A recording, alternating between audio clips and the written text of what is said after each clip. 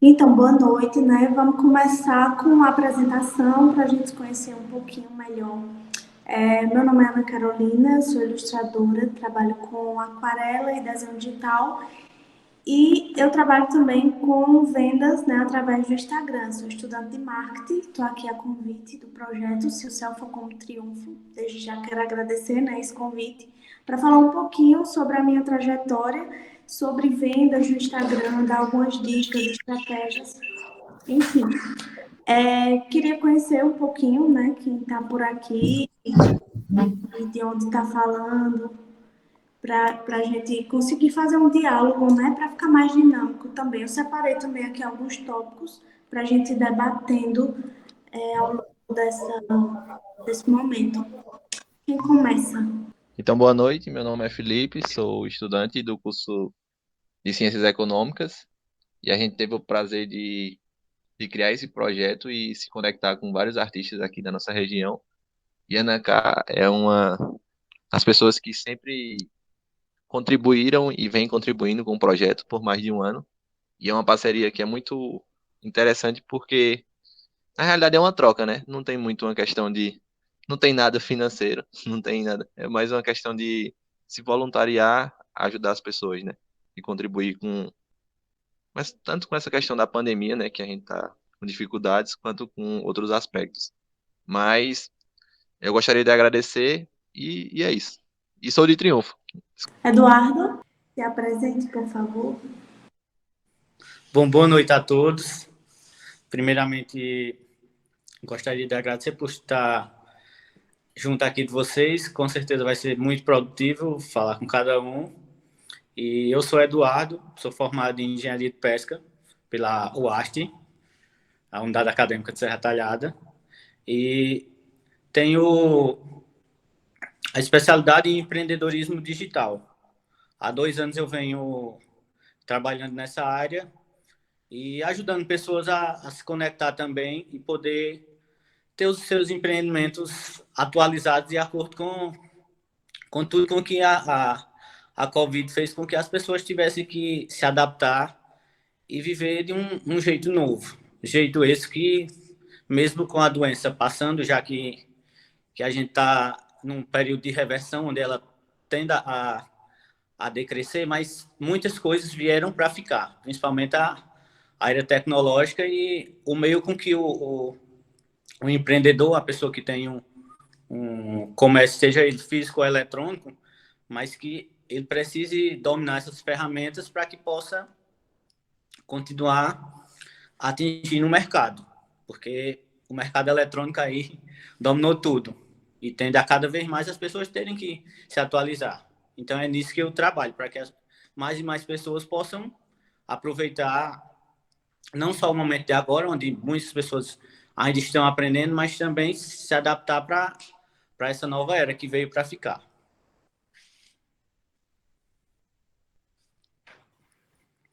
Interessante que tu falou, Eduardo, dessa pandemia, né? E dessa era tecnológica, porque realmente muita gente precisou se reinventar também. Eu também precisei, né?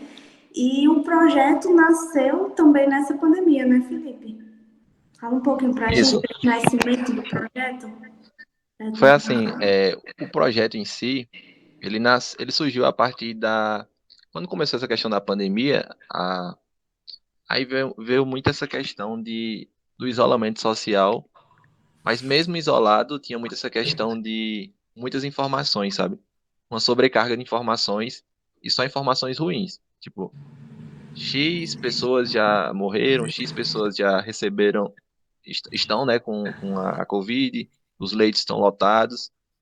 Aí a gente analisando por esse lado, estava tendo muito uma questão de ansiedade. Eu falo por mim que também eu desenvolvi muito durante a pandemia essa questão da ansiedade. Então, o que é que eu juntamente com minha professora e que a Elaine também está participando aqui, a gente pensou em encontrar uma forma de minimizar os impactos da pandemia. A gente sabia que a gente não seria capaz de abarcar todo o contexto, mas o que a gente fez? Como eu sou de Triunfo e minha professora, ela é de fora, mas reside em Triunfo, ela é apaixonada por Triunfo, a gente viu também o outro lado da moeda, né? quantos artistas estavam relativamente parados, né? Alguns porque tinham muito essa questão do manual, né? E outros porque às vezes as pessoas não conheciam quem estava por trás das artes. Então a gente pensou em unir o útil ao agradável, né? E a gente começou engatinhando, né? A gente falou com 3 ou 4 pessoas que já produziam arte. E pouco a pouco a gente foi criando uma espécie de rede de artistas.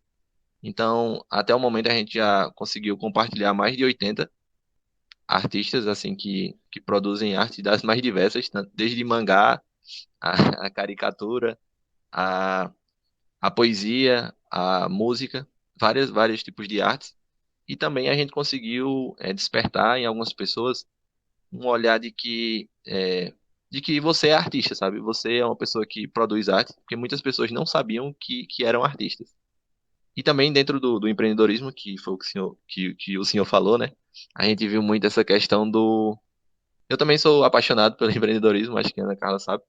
Então, a gente conseguiu também despertar um olhar para que as pessoas começassem a monetizar, né? Tipo, como monetizar a sua arte, como vender, né, sua arte, como cobrar valores por sua arte, né? Não é só o preço, né? O valor que está por trás daquilo. Então, a gente também, durante esse ano, a gente conseguiu oficinas, assim, para que as pessoas pudessem como precificar, como, sabe? A gente sempre foi tentando, de alguma forma, dar um pouco de capacitação, né, para os artistas, para que eles pudessem também meio que sobreviver durante esse período.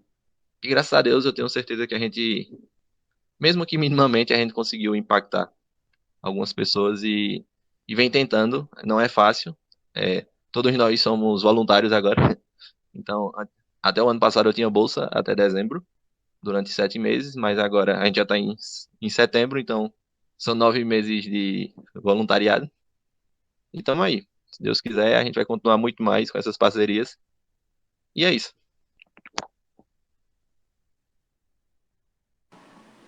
Então, bem interessante, né, esse projeto. Eduardo, tu não disse de onde tu era.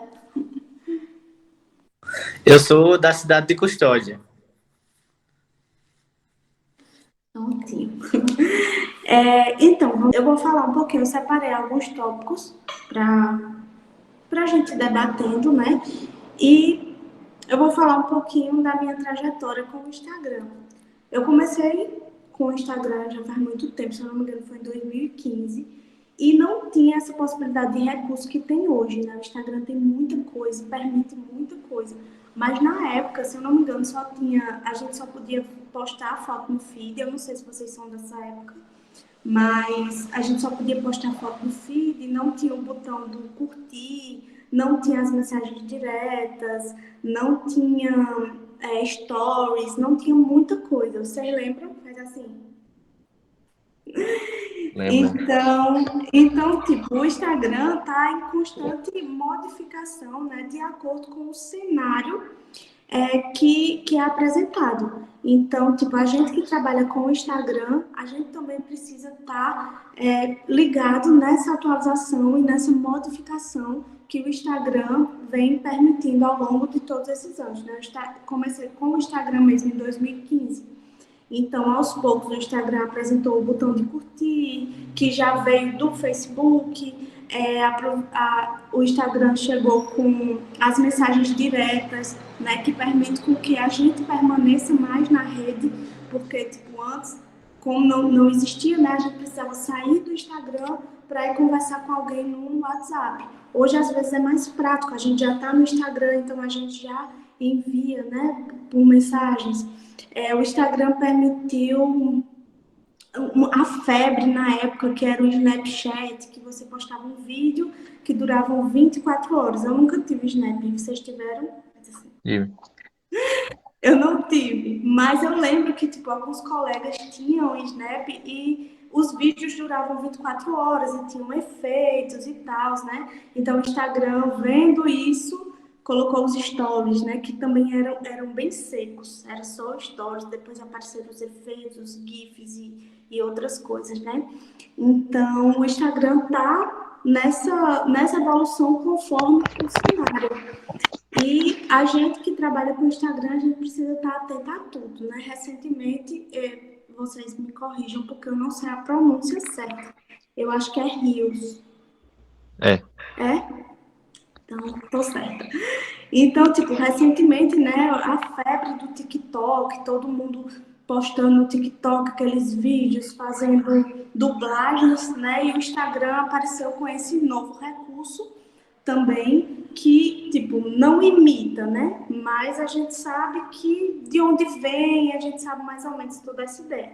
Então, assim, o Instagram tá nesse processo e uma dica, né, vai ficar gravado, eu espero que outras pessoas possam ver, mas uma dica para quem trabalha com Instagram, quem está começando, é aproveitar todos esses recursos que o Instagram possibilita. Então, tipo, fazer IGTV, tem o IGTV também, fazer IGTV, fazer stories, postar no feed, porque quanto mais coisa a gente faz, né, no Instagram, o Instagram é um robozinho muito inteligente, né? Então, tipo, quanto mais coisa a gente faz, mais o Instagram vai e diz, nossa, olha que perfil interessante, que perfil bacana. Então, vamos expandir isso e vamos divulgar esse perfil para mais pessoas. Então, funciona mais ou menos dessa forma. Só que, tipo, eu vejo que tem pessoas, tipo, eu conheço uma menina que ela tem uma loja e ela posta, no mínimo, por dia, 5 fotos no feed. Então, assim, a gente precisa também ter um equilíbrio, uma moderação, né? Não é porque o Instagram permite e entrega a mais pessoas que a gente precisa sair daqui, desligar aqui e postar um IGTV, um Reels, sem stories, né? Tem A gente que coloca sobrecarga. tantos stories que fica só os pontinhos, assim, né? Então, tipo, a gente também tem que ter cuidado com esse equilíbrio, né? E também manter um planejamento, uma organização. Então, tipo, é muito bom, geralmente quem trabalha com social media tem muito isso, né? Tem um planner semanal. Então, na segunda, posta geralmente coisas de interação. O que são coisas de interação?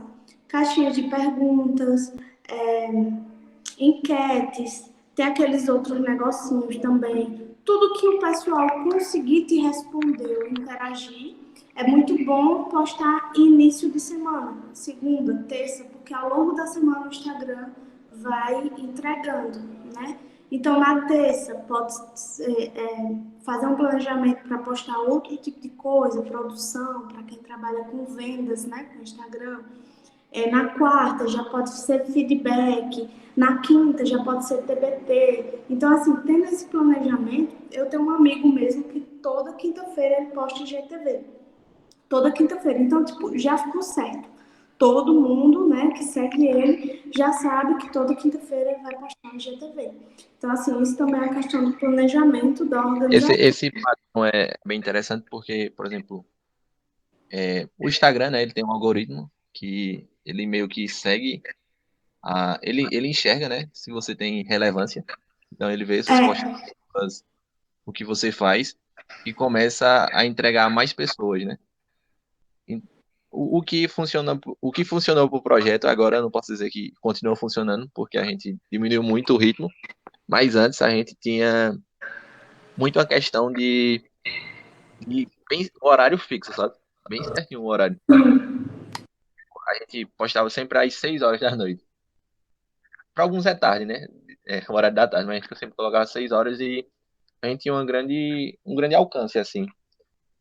Aí depois de um tempo a gente foi vendo que talvez 7 horas é melhor. Aí foi testando, sabe? A gente sempre foi testando, mas a gente ainda não chegou a um consenso, porque quando a gente analisa, né, o, as informações que tem, os dados que tem, né, o próprio Instagram, você comercial, acaba que você vai vendo, né, como o público, acredito que você vai falar um pouco, né? Mas, tipo, a gente foi meio que se adaptando. Eu acho que é muito essa questão de se adaptar, né? então, é bem interessante essa questão de horário. Eduardo, como é que tu trabalha? Tu trabalha também com questão de horário? Tu segue os dados estatísticos do Instagram? Como é que tu faz? Compartilha aí pra gente. Os stories eu gosto sempre de colocar pela manhã, para que tenha todo o dia para as pessoas poderem assistir. Já postagem de feed, ou seja, de Reels, ou então um vídeo mais longo para o IGTV, eu gosto do começo da noite, assim como o Felipe falou ali, 6, 7 horas da noite, que é um horário que normalmente tem uma relevância boa. É onde as pessoas estão chegando do trabalho, estão ali pegando o celular com mais tempo disponível para ficar, para assistir alguma coisa. Aí são os horários que, pela minha observação, que deram mais resultado.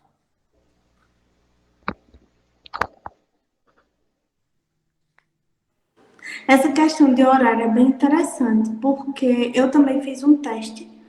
Na verdade, eu fiz um teste com 5 horários. Eu fiz com 9 da manhã, meio-dia, 3 da tarde, que é horrível. Para mim foi o pior horário da vida, 3 da tarde. Minha gente. Imagina. 6. Hã? Não, horrível. Só eu que tava vendo. Não Que eu posto tenho 3 dois da tarde. Instagram, né? Aí eu entrava no outro para ver, para poder ver Eu se já testei também. é ruim, né? É. E 6 da tarde, né? Já fiz 9 da noite e meia-noite.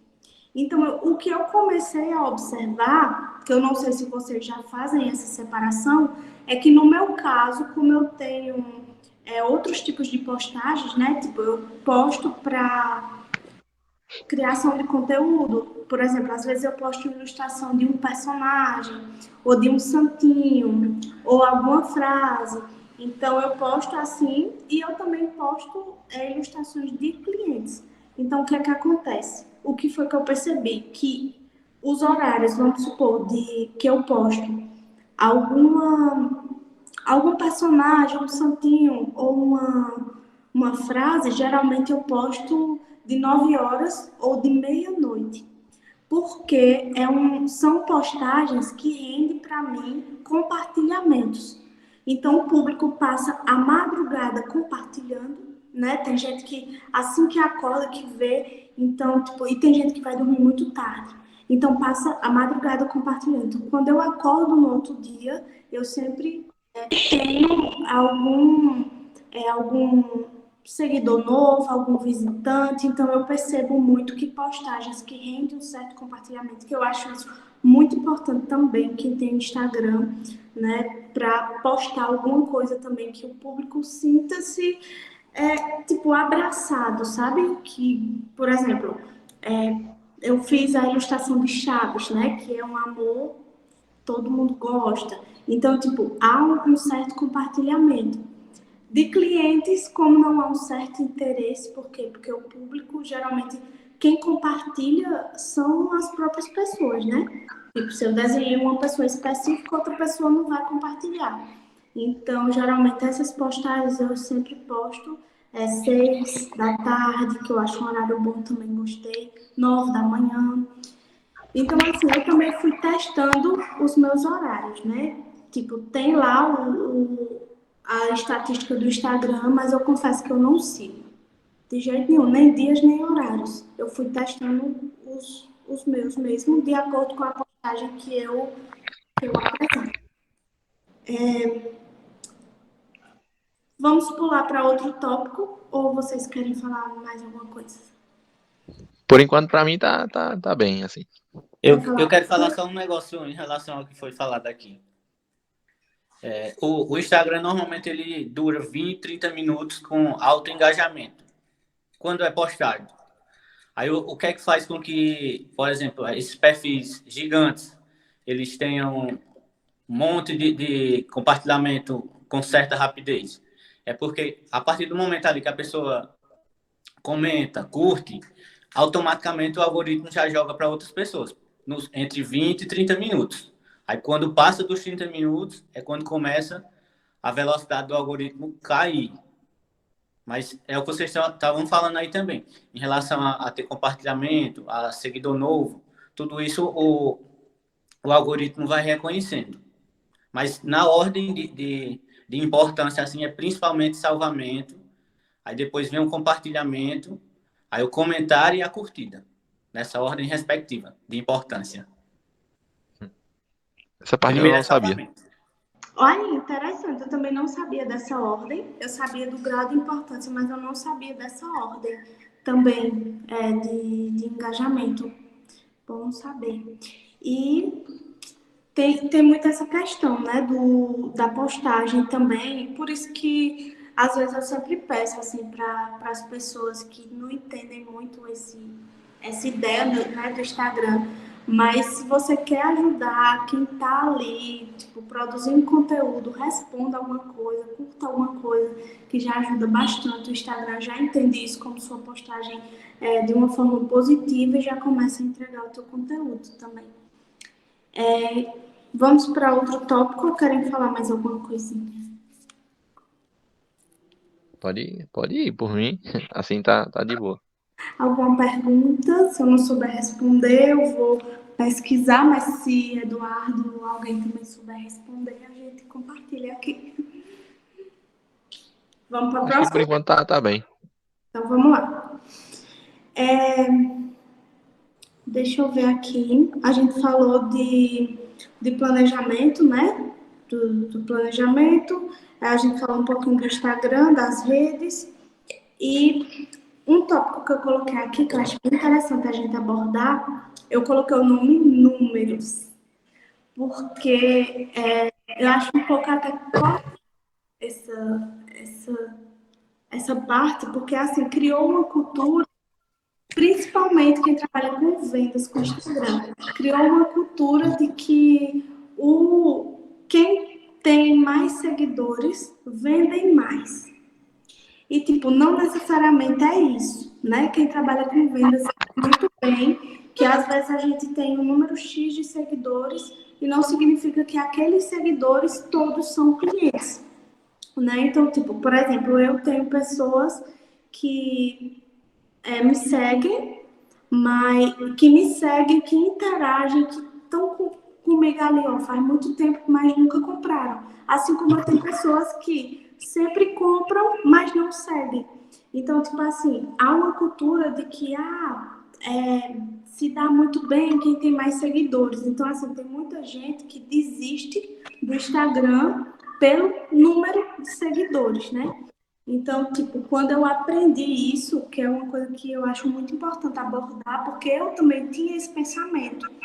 E quando eu aprendi isso, que não é bem assim, que a gente precisa desassociar, sabe, o número de seguidores, a gente começa a entender realmente o nosso produto, o nosso conteúdo, o que é que a gente está fazendo por ali, e a gente começa a crescer, tanto em vendas, como em realmente número de seguidores, né?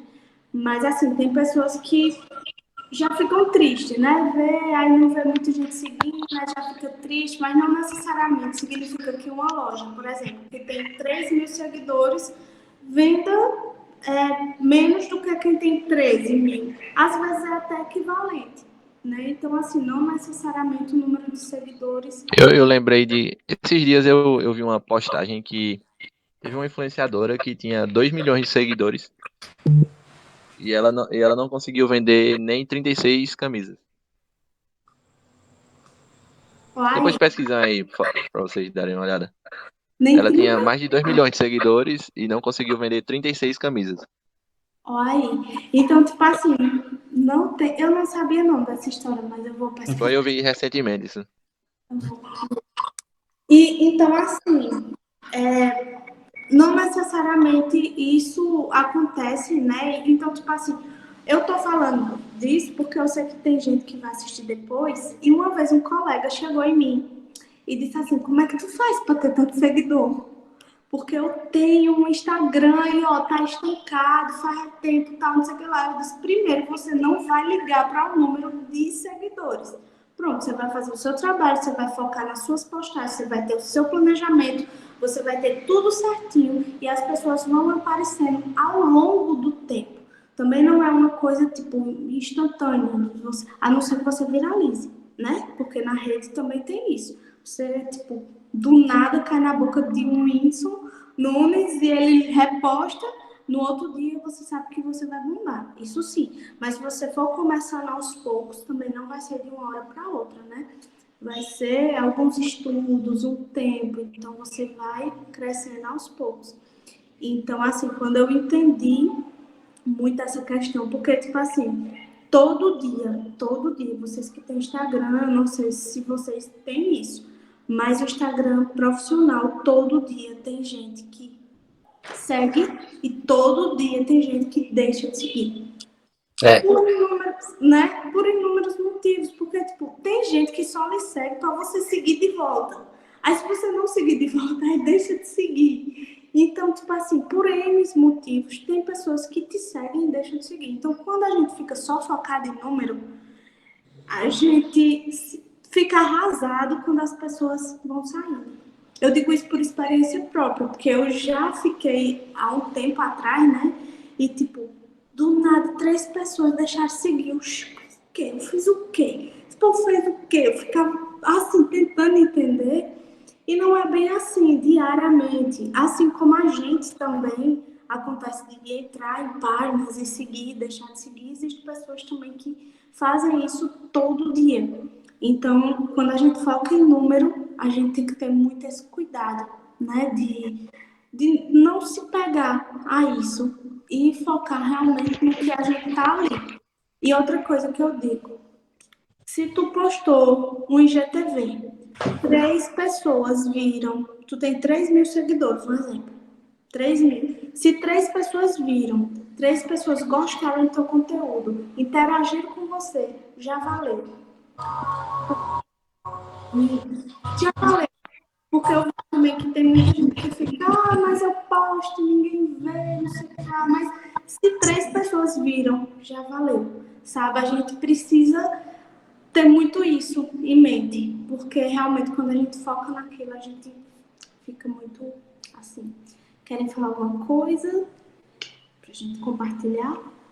Que o Ana estava falando aí é muito importante, porque muita gente acaba até travando em relação aos números. Começa a criar um bloqueio mental de que eu não estou evoluindo, não está valendo a pena fazer isso, porque eu não estou avançando.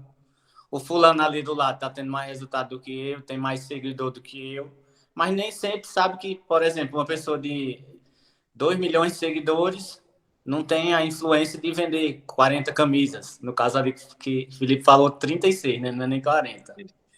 E tudo isso é relativo em relação aos números. A rede social, principalmente o Instagram, que a gente está falando aqui, ela por ser mais uma rede de relacionamento, ela está muito relacionada à humanização. Não é aquele negócio engessado onde quem tem o vídeo mais bonito parece um filme da Matrix que vai vender mais. De um lado tem gente, do outro lado também deve ter.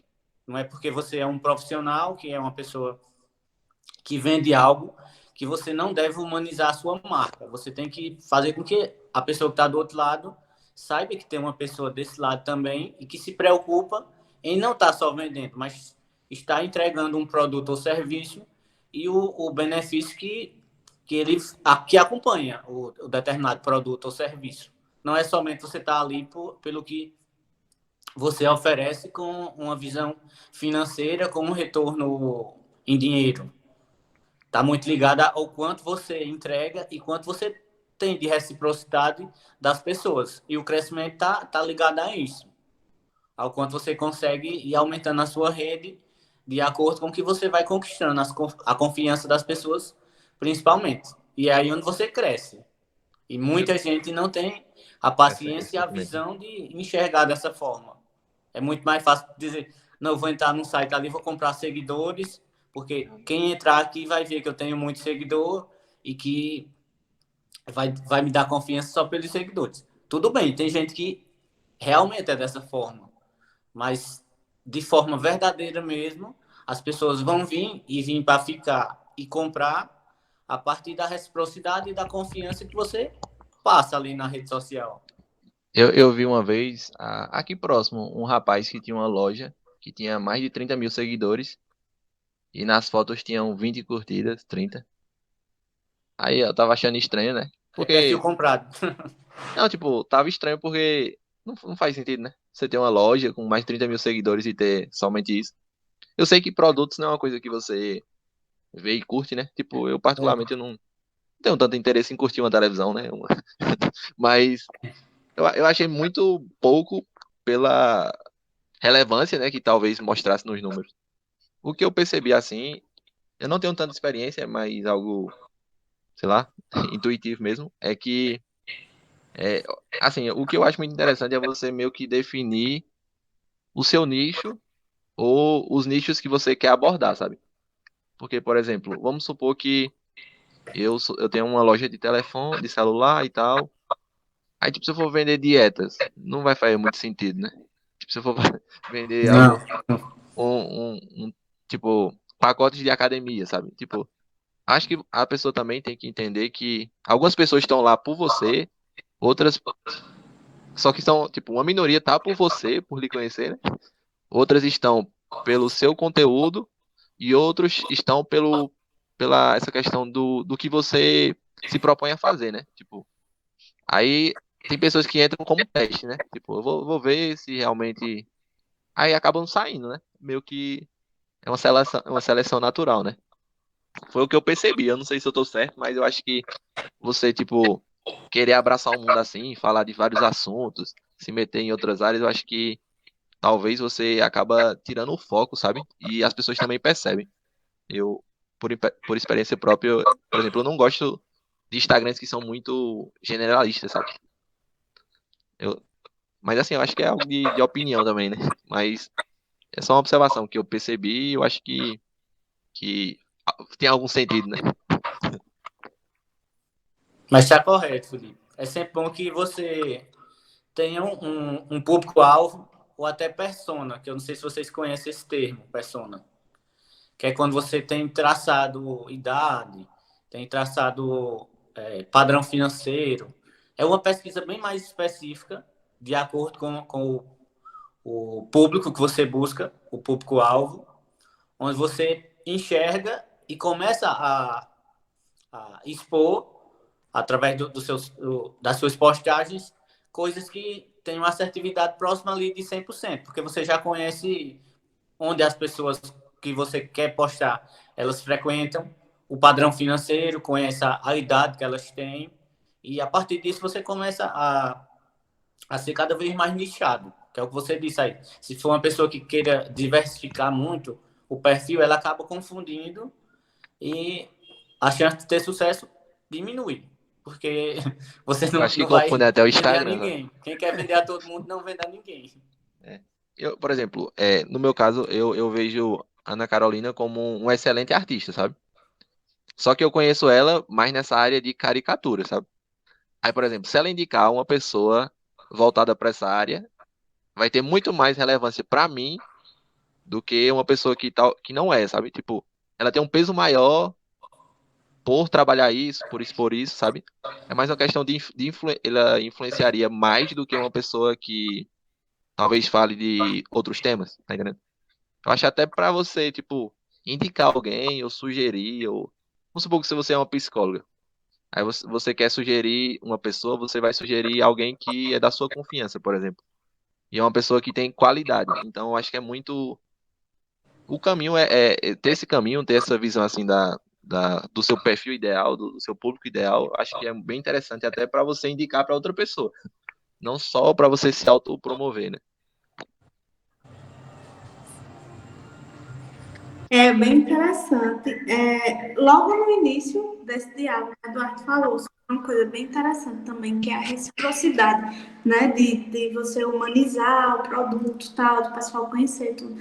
E, minha gente, isso é muito interessante, porque a divulgação maior que você pode ter é essa que o Felipe também fechou. Engraçado que um iniciou e o outro fechou inconscientemente. Porque eu estava aqui anotando, né? E eu já ia falar e o Felipe fechou muito essa questão do influenciar, né? Então, a melhor propaganda que a gente pode ter realmente é o boca a boca, né? Como eu falei, tem pessoas que não me seguem e me compram. Como assim? E como é que sabem do meu trabalho? Como chegaram até mim? Hoje mesmo entrou em contato comigo uma menina de Tavares. Disse que um colega de trabalho dela, ela viu um desenho com um colega de trabalho dela. Então, assim, ela já chegou através do WhatsApp. Então, tipo, provavelmente essa pessoa não segue porque não conhece. Então, já foi uma divulgação, né, de uma pessoa, então ela já viu. Então, aí já entra a questão também da reciprocidade, quando a gente começa, né, a divulgar o outro. E entra também uma questão muito interessante, que é a questão da parceria, né? E Felipe falou aí foi muito assertivo, né, a fala dele quando ele diz, eu não tenho interesse de curtir uma televisão. Eu achei o máximo. Porque realmente tem muito isso. As pessoas às vezes procuram parceiros pelo número de seguidores. E não necessariamente é aquele nicho, é aquela, sabe? Tipo, por exemplo, tem uma pessoa que trabalha, sei lá, como ele disse, com um celular, um exemplo. E eu procuro uma parceria e eu vendo uma coisa totalmente diferente, mas é só porque essa pessoa tem um número muito grande de seguidores. Então, assim, será que vai valer a pena essa pessoa divulgar o meu produto? Ou seria melhor uma pessoa que não tem um número muito grande de seguidores, o que me daria um retorno maior? Então, assim, às vezes a gente fica muito. A gente não, né? As pessoas, né, que trabalham com rede social, às vezes ficam muito focadas em números e esquecem realmente essa questão do focar no público-alvo. Então, tipo, às vezes, uma pessoa que tem 30 mil seguidores não vai te dar um retorno de quem tem 300 seguidores. Então, assim, a questão da parceria também, ela precisa ser vista com organização, com planejamento, com calma também. Nada de Com um projeto assim, desculpa interromper, a gente percebeu que o vontade. nosso intuito, até por ser algo da faculdade, né? O nosso intuito não era, tipo, vender, né? A gente não queria vender os produtos dos artistas, não queria vender a arte dos artistas, né? Porque senão a gente seria um achadinho, sabe? Sabe esses Instagram de achadinho? A gente não queria ser isso. A gente queria mostrar quem tá por trás da arte. E você tendo interesse, você seria direcionado a essa pessoa. E a gente não teria nenhum vínculo, sabe? Tipo, a gente só tava fazendo nossa parte. A gente seria uma vitrine para os artistas. E foi daí que a gente não tem como mensurar, né? Porque a gente não sabe. Mas com certeza conseguiu seguidores para outras pessoas, conseguiu até vender, né, para outras pessoas. Mas o nosso intuito nunca foi assim, tipo, o nosso Instagram a gente vai intermediar e vai receber um valor correspondente a essa intermediação, sabe? Aí foi algo que foi natural até por, por questões de universidade mesmo, né? Mas funcionou tanto que eu acho que se fosse de outra forma não funcionaria, sabe? Tipo um achadinho. Eu acho que foi bem interessante, assim. Acho que é algo que é um diferencial do projeto, sabe? Não tem esse vínculo assim tão direto, né? Essa parte assim. Sim, sim. Talvez vocês, enquanto projeto, vocês não tenham um feedback como a gente, enquanto artista, tem, né? Porque, tipo, geralmente, às vezes acontece, a pessoa chega e diz, eu vim pelo projeto, se o céu for como triunfo, sabe? Eu vi pelo projeto, eu vi por ali. Então, tipo, a gente tem até esse feedback realmente dessa vitrine, entendeu? O que a gente Não. já ouviu assim foi, por exemplo, eu já ouvi de pessoas que não se viam como artista, tipo, falarem que depois do projeto começaram a se enxergar como artistas. Tinha muitos poetas que não mostravam suas escritas, tinha muitas pessoas que pintavam e não mostravam, sabe? Pessoas que talvez, não sei, talvez iam.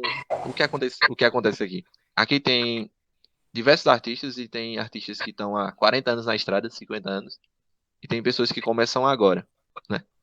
Aí o que acaba, tipo, inconscientemente acaba tendo uma comparação, né? Não, eu não sou tão artista quanto Maria que tá há 50 anos, entende?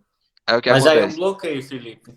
É, aí tipo a gente falou, ó, a gente não é, a gente não tem como fazer uma curadoria e dizer assim, não, você não é artista, sabe? Você é artista. O que é que a gente fazia? A gente perguntava, você se vê como, né? Aí tipo, não, eu sou uma pessoa que nas minhas horas livres eu produzo arte, mas é algo como um hobby, porque infelizmente eu não tenho como ainda sobreviver disso. Triunfo também tem várias questões que dificultam. Mas a gente conseguiu ouvir também feedbacks de pessoas que falam assim: olha, Felipe, depois do projeto a gente não se via como artista e agora a gente consegue ver que a gente produz arte, que a gente, de alguma forma, é um agente, né? É um agente cultural. Pode falar, Eduardo. E ainda dentro desse assunto que você está falando aí do projeto, eu lembrei aqui que isso aí acaba sendo um bloqueio das pessoas de não serem boas o suficientes. E isso está nas vendas e está também, por exemplo, na parte cultural, onde a pessoa tem o dom, ela sabe fazer algo que muitas pessoas não sabem, mas por elas terem medo de não serem boas o suficiente para expor aquilo que fazem, elas acabam dizendo, não dá, eu quero ver se melhora mais um pouco. Então acaba sendo esse bloqueio de não achar que nunca vai estar bom ainda o suficiente. O meu- É a ficção da perfeição. é algo que É, atrapalha muito, porque, por exemplo, é. eu, eu até sou acompanhado, sabe, por psicólogo e tal, que eu era muito perfeccionista. Eu Pronto. ainda sou, mas eu sou em algumas áreas agora. Tipo, eu tô conseguindo meio que descentralizar essa questão, sabe? Aí agora o meu lema é, tipo, feito é melhor do que perfeito. Então, se eu vou esperar estar pronto pra começar, eu nunca vou começar. Então, Começa nunca. é só seguir. Vai seguindo e melhorando. Todo dia é uma coisa. Tem um livro que é muito bom, se vocês depois puderem ver também. É o livro que se chama De Zero a Um. Esse eu não conheço, não. Vou ler. De Zero a Um. De 0 a 1. Deixa eu só ver. Eu acho que é Peter Tuel. Deixa eu só E tem o confirmar. PDF dele? Eu tenho. É um livro que ele fala muito essa questão de que se você fizer ações simples, por exemplo, se você durante o ano você melhorar um pouquinho a cada dia, você vai melhorar 365% em um ano. É. Então, é Verdade. muito isso. E tem outro livro também que eu vou indicar, é um de Ray Dalio, que é bem famoso, que se chama Princípios. Princípios. Também nunca li. São muito bons também. São coisas que fazem com que você veja outras formas. E outro, só para terminar, que senão vocês não. Tem o que é o essencialismo, que ele fala muito dessa questão. Esses três aí são bem bons, assim.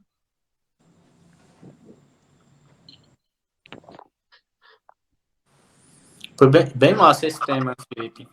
Eu não É, sabia assim que era tão, por exemplo, evidente na parte cultural também, porque eu já tinha experiência na parte de vendas, onde as pessoas têm vergonha de começar um negócio pequeno, porque tem medo assim de um amigo rir, de um amigo dizer, isso aí não vai te levar a nada. Mas na parte cultural eu nunca tinha visto o, esse o, bloqueio. o que eu acho que é interessante no nosso projeto é que, por exemplo, eu não sou artista, sabe? Aí, tipo, eu já fiz vários cursos assim na minha cidade e tal. Cursos de violão e tal. Eu toco violão. Fiz vários cursos de stencil. Você imaginar de curso eu fiz aqui dessa parte de arte. Mas eu tenho um olhar assim, tipo, eu gosto, sabe? Mas não sou. E eu aprendi muita coisa, mas não exerço. Aí o que acontece? Tipo, acho que foi até uma inovação assim, tipo, uma pessoa que, juntamente, claro, com as pessoas do projeto, né? Que não é artista, ter esse olhar, mesmo fazendo economia, que é um curso bem voltado assim para o mercado, né? E eu também gosto, sabe? Mas, tipo, eu acredito muito que é, você tem que pensar global e agir local, sabe? Sim. Então, a forma que eu pude, mesmo minimamente, ajudar, assim, o município, foi dessa forma. Então, com esse olhar mais de empreendedorismo, eu vejo muito. Eu tenho certeza que isso pode se tornar um projeto, uma empresa, pode se tornar um local, assim, fixo, um ambiente, assim, de compartilhamento. Mas são projetos futuros e que necessitam de uma maior maturidade, assim, estudar, ver possibilidades, investimentos e outras coisas. Mas é algo que a minha meta, eu acho que eu estou alcançando, que era dar o start, sabe? E depois deixar que as pessoas sigam, sabe?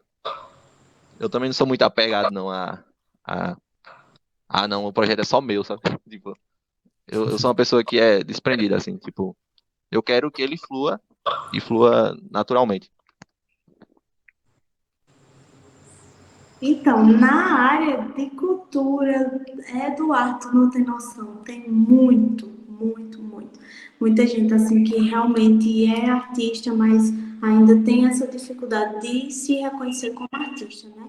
Eu digo isso até por mim mesmo. No início, quando eu comecei a desenhar, e as pessoas perguntavam, tu faz o que e tal? Então, não via muito assim. Eu não dizia, eu sou desenhista. Não foi algo assim, Tu sabe? sabe, tu sabe que eu já Você ouvi vai uma vez? procurar um emprego? É. Eu já ouvi uma vez aí, além dessas. Houve uma pessoa falando pra uma pessoa que faz pintura, sabe? Aí falou: além de pintar, tu trabalha com o quê? Desse jeito. Tipo, eu fiquei triste, né? Porque. Foi horrível. Mas dá vontade da gente retribuir também, né? Dizer, e tu? Além de, sei lá, além Mas de é porque você já tem sei. uma cabeça formada, né? Assim, você já tem experiência. Mas uma pessoa, vamos supor, você tá começando agora. Chega Ah, alguém assim, e se você não tiver uma mentalidade forte, assim, você tiver Rapaz, o negócio uma é. visão bem clara, assim, você não segura, não. não, mas já aconteceu assim no início, o pessoal perguntava, já aconteceu de rolar alguma pergunta assim, e eu dizia, não faço nada mesmo, só isso mesmo. Né? E, a- A gente e às vai vezes fico na contornando. praça. E às vezes fico na praça, tocando violão. Assim, e a gente vai contornando, mas acontece assim bastante. Tem muito essa questão realmente do reconhecimento. E eu E Eduardo, percebi que depois compartilha o Instagram com a gente, né? Pra gente conhecer. Compartilhe sim. sim, é. E se tu quiser compartilhar aqui, tem um chat, né? Uhum. E Pronto. depois a gente esquece e não se vê mais aí.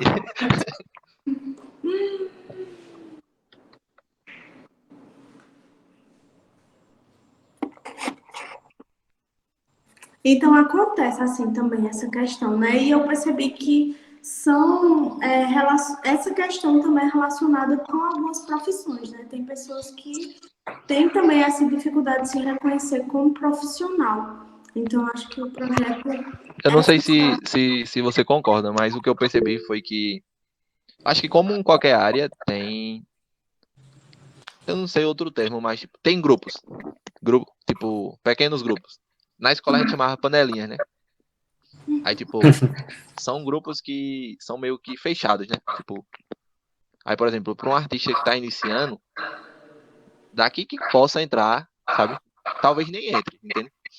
Aí, tipo, a gente também tem essa visão de meio que abrir as portas, né? Pra todo mundo, tipo. Sim, Porque, por exemplo, se a gente for parar pra pensar, tirando essa parte técnica, é, é impossível você analisar se uma pessoa é um artista, né? Tipo, porque é bem subjetivo, né? Assim, você tem que entender o que tá passando pela cabeça dele, o que levou ele a fazer isso. Aí, tipo, uma coisa que, pra você ter ideia, tem pessoas que a gente queria divulgar inicialmente e não quiseram porque falaram que tinham pessoas lá que não eram artistas. Tipo, não estariam aptos a estar lá, sabe? A gente sabe, pois tá bom. uma pena, assim, né? É, Realmente. E pegando assim essa tua fala, é bem interessante. Eu quero até contar uma historinha que aconteceu comigo na infância.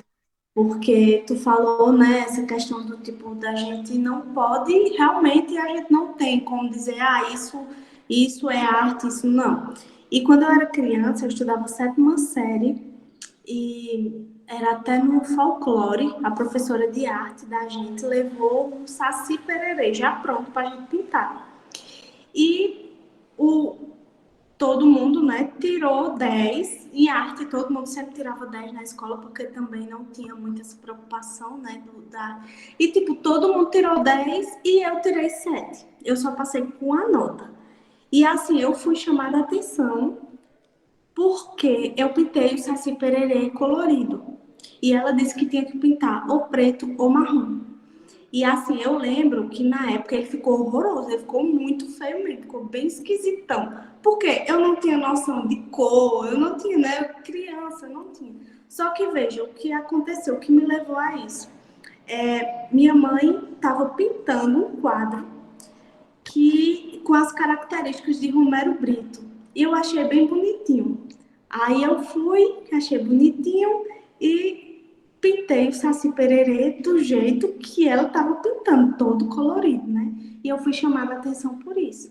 Então, assim, uma professora, né? Na época era professora Pode de ser até um tema de uma próxima oficina, viu? Porque se a gente for parar pra pensar, é, o formato que a escola está, né? Sempre foi e, e posteriormente será, assim, se não tiver mudanças. É muito essa questão de fazer com que você deixe de ser criativo, sabe? Você meio que é obrigado a não ser criativo. né? Então, Primeiro, o fato de já levar o Saci Pererê pronto e não pedir para a criança criar o seu próprio personagem folclórico, né? Já foi um ato bem assim. E depois dizer as cores que teria que ser pintada aquilo, então isso é difícil. Assim, quando eu dava aula de pintura, eu tinha muito cuidado em relação a isso. Eu tinha um aluno que ele só gostava de pintar vermelho. E, tipo, tudo bem, era a cor preferida dele. E, assim, eu tentei apresentar algumas cores, mas sempre ele optava por vermelho. Saiu do curso pintando outras cores, mas sempre o vermelho predominava. Então, assim, isso era dele, é da personalidade dele. Ele ama vermelho e ele fazia muitas coisas excelentes com essa cor. Então, tipo, a gente não pode, né, chegar e dizer, não, tem que pintar de outras coisas. Se existem outras cores, não, isso não existe. É a cor dele. E enfim, é isso. Mais alguma coisa? Ah, outra coisa que eu queria falar, que o Felipe falou, é sobre também essa questão de perfis que são focados em determinada coisa, né? Que não são perfis assim que... Então, eu coloquei aqui um tema que é sobre a harmonização do perfil, que é muito importante também, realmente, a gente focar nisso. Então, conhecendo o público, a gente consegue realmente também focar nesse perfil, né? Aí eu tinha colocado aqui, mas também já foi falado. Eu acho que foi isso, minha gente. Coloquei todos os tópicos e, não, mas tá bom demais já. Já e é ajudou bastante. massa. E também, posteriormente, as pessoas vão ver no YouTube aí o resto da vida. Querem Enquanto falar tiver mais YouTube, alguma né? coisa? Eduardo, quer falar mais alguma coisa? Não, eu acho que acredito que pela harmonização é isso. Você estudar a psicologia das cores que existem quando se quer harmonizar um perfil e saber qual é a imagem que você quer passar a partir dessa psicologia. Porque cada cor, ela representa um sentimento. Por exemplo, as marcas de comida. Elas têm uma explicação por usar vermelho e amarelo. Marcas que são de música, elas já têm um tom mais claro. A Coca-Cola, ela tem o seu padrão para usar só o vermelho. Se for ver refrigerante vermelho, a pessoa vai lembrar logo da Coca. Então, quando você vai harmonizar um perfil, é desse jeito também. É você pensar qual é a imagem que você quer passar para as outras pessoas, principalmente seu público-alvo. E cada cor passa um sentimento. Massa. E é interessante também isso, porque, tipo, quando a gente consegue, né, fidelizar uma paletinha de cores, as pessoas conseguem acompanhar o nosso trabalho, às vezes, sem a gente nem dizer o nome, né? Já aconteceu comigo também, de não tinha sido meu o trabalho, uma pessoa tinha plagiado, e um seguidor tirou o print e mandou para mim, disse, essa arte é tua, e não era. Mas, assim, só pelas cores que eu utilizo, a pessoa achou parecido, né? E já foi falar comigo. Então, tipo, tem muito isso, né? Também, quando a gente fideliza uma paletinha de cores, né? Já fica a carinha da gente. É tipo a Nubank, acho que é Nubank também que fala. Nubank. Fidelizou aquela cor, né? Qualquer propaganda que passa, já passa com aquela corzinha, né? Que é tipo um lilás, a gente já lembra automaticamente do banco, né? É bem interessante isso. Certo. Eu lembrei, por exemplo, do Papai Noel. A cor original dele é azul. Mas tem uma explicação para que ele tenha se transformado em vermelho. Eu acho que foi por conta da Coca-Cola. Por quê? É forte. Por questões da Coca-Cola. Eu acho que eu já ouvi Também. falar nisso. Acho que É eu já ouvi falar. influência. Mas a roupa do Foi. Papai Noel era azul. Tem várias coisas que tem bem essa influência, né? É. Mas a gente. A ideia também dessa oficina era, tipo, deixar um gosto de quero mais, né? Não adianta. Então, a gente. Tipo, não sei se tem mais alguma coisa, a gente encerra Não. e depois a gente. Posteriormente a gente faz outra e é isso aí, tipo. Pronto. Mas em nome do projeto, né, agradecer a você, principalmente por ter aceito, né, esse desafio, e mesmo com uns probleminhas técnicos, mas estamos aí, né, e muito obrigado, e a gente vai disponibilizar no YouTube também, então, quem não pôde participar por N questões, né, depois vai poder acompanhar. Agradecer a todos que estão aqui, né, tipo Eduardo e Keline, que também faz parte do projeto, e acredito que eu consegui absorver muita coisa, acredito que todos. E é isso, tipo, você às vezes acha que nada melhor, né, do que uma partilha para você aprender, né?